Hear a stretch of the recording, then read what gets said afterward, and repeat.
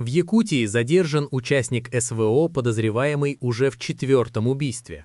По данным СМИ, это Виктор Савинов, ранее уже дважды осужденный за убийство 3 людей, который каждый раз оказывался на свободе благодаря отправке в зону боевых действий вместо наказания.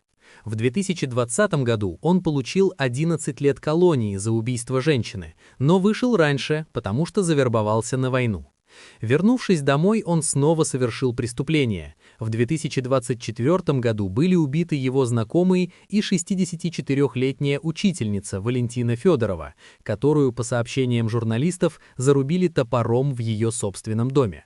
Суд назначил ему 20 лет лишения свободы, однако летом 2025 года он вновь оказался на свободе после подписания контракта с Министерством обороны Российской Федерации. Позже он дезертировал из госпиталя и вернулся в Якутск, а родственники жертвы предупреждали правоохранительные органы, что он находится на свободе и представляет смертельную опасность, но реакции не последовало. Теперь произошло новое убийство.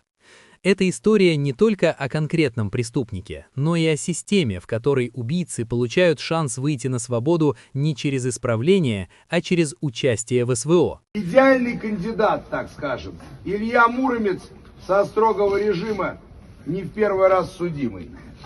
Это 30-45 лет от роду, крепкий, уверенный в себе, выносливый, желательно отсидевший 15 и более, желательный впереди 15 и более, желательно не один раз за убийство, тяжкие телесные, разбой, грабеж.